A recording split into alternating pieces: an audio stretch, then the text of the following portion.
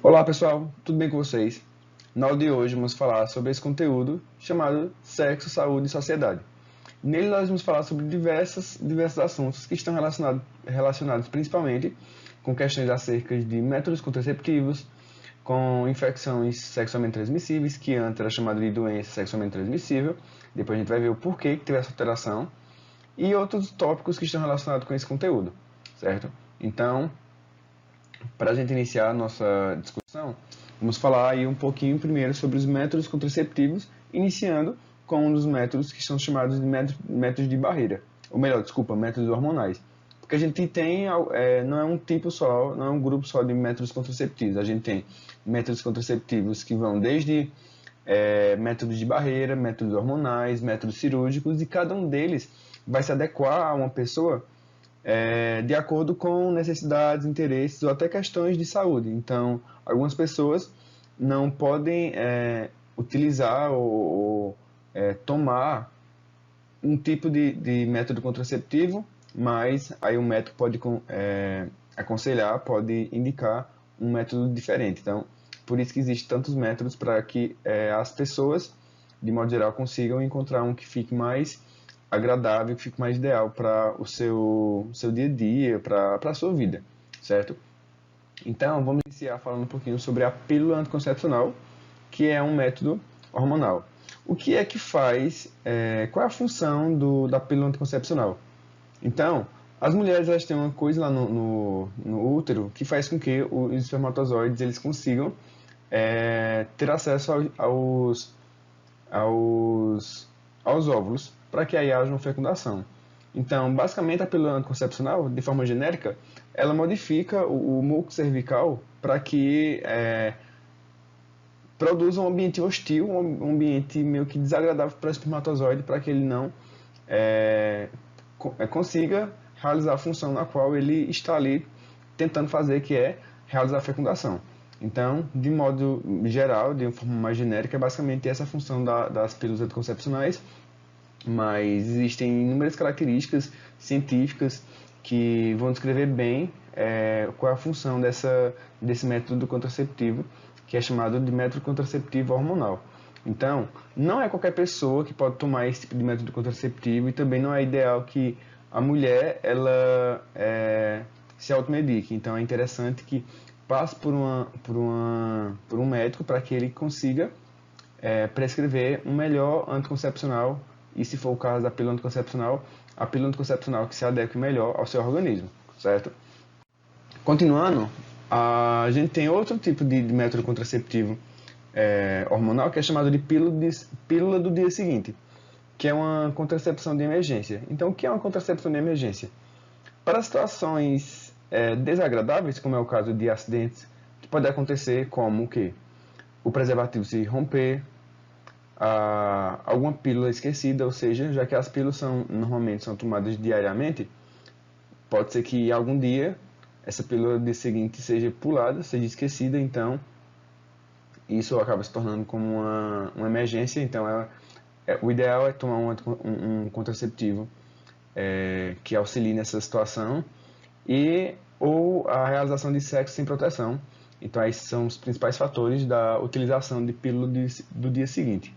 Só que, antes de entrar no próximo slide, vale salientar que a pílula de seguinte é um método contraceptivo muito agressivo para o corpo da mulher. Então, não é interessante que ela tome esse medicamento sem prescrições médicas com frequência, já que ele pode ter afetar de forma bem drástica questões hormonais e, enfim, de modo geral, no corpo da mulher. Então, o ideal é que não realize essa prática de uso desse contraceptivo de emergência com frequência, já que pode causar problemas à saúde, certo? Então, esse é um método contraceptivo utilizado vez ou outra, então, de formas esporádicas em questão de acidente, certo? Então, não é para ser tomado com frequência. Então, essa pílula de seguinte, ela deve ser tomada em até 72 horas após a relação. Então, se aconteceu um acidente, o preservativo rompeu, foi tido uma relação sexual e esquecido de tomar a pílula anticoncepcional, então, em até 72 horas, a pílula do dia seguinte ela consegue agir nessa situação, certo? Então, outra situação como é que atua essa pílula do dia seguinte?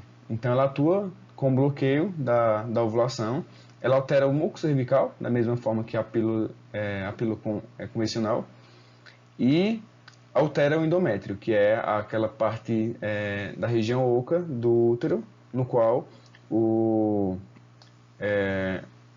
embrião ele vai se fixar para se desenvolver lá no útero da mulher.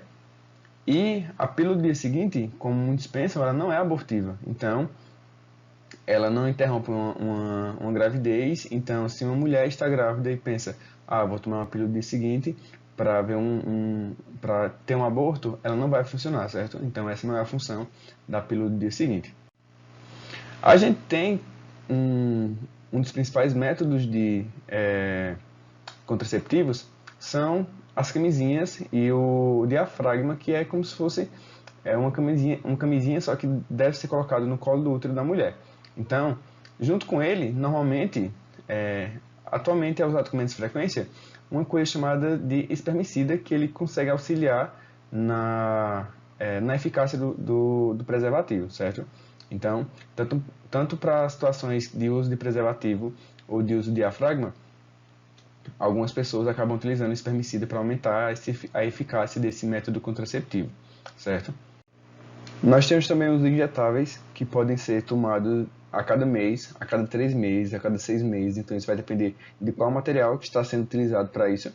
Então, também, da mesma forma que as pílulas, devem ser tomadas por meio de prescrições médicas, certo? Então, deve ser passado por um médico para poder utilizar esse método contraceptivo.